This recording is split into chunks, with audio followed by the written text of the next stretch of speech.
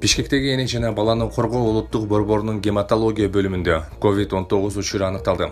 Алардын ичинен 2 балада, 3 энеде жана 2 медициналык кызматкерде, калган 20 кызматкерде, 13 балада жана 7 ата-энеде тесттин жыйынтыктары таза чыккан. 14 күн бою алар медиктердин көзөмөлүндө болушот. Дал ушул балдардын ооруканасында буга чейин дарыланып кеткен бейтапта коронавирус аныкталган. Илдеттин жукканы тууралуу бейтап жашаган Жалал Абад облусунун Тогуз Тороо районунан түшкөн билдирүүдөн кийин маалым болгон.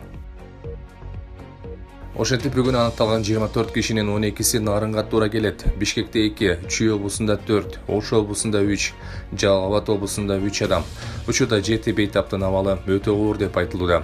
Үстүбүздөгү апта өзгөчө абал режиминин акыркы жумасы, бирок тилекке каршы вирус жуктуруп алгандардын саны азайбай жатат. Дүйнөдө пандемия уланууда. Эл аралык Worldometer ыктыярчылар тобунун маалыматына караганда, пандемия башталгандан бери коронавирус 4 миллионго жакын адамда аныкталды. Алардын ичинен 263 миңи өмүрлөрү менен кош айтышкан. Оорудан 1 миллион 286 миң адам айыгып чыккан.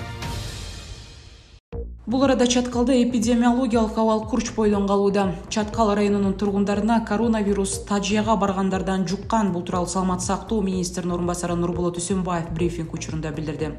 Айтымда вирус жуктуруп алгандардын саны 13кө жетти. Чаткалдын жашоочуларына оору сырттан кирген, тагыраагы Тажияга барганда жуккан.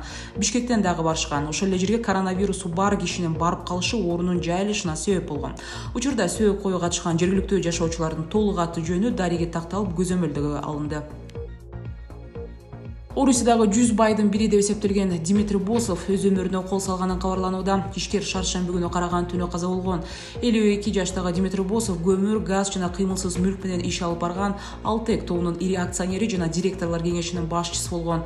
Forbes журналы анын байлыгы 1,1 миллиард доллар экенин, эң бай орусиялык бизнесмендерден 86-сабында турарын эсептеп чыккан.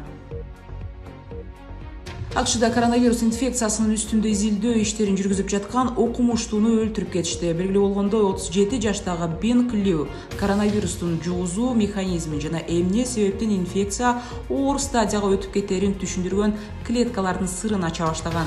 Ишемби күнү полиция кызматкерлери окумуштуунун жансыз денесин өз үйүнөн тапкан. Ал башына жана моюн жагына атылган октон улам каза болгон. Алдын ала маалыматтар боюнча Бен Клюну 46 жаштагы Хаубу аттуу тааныш өлтүрүп, кийин өз жанын кыйган. Полиция ал эми таанышынын денесин болсо унаасынан тапканын америкалык телеканалдар айтышууда.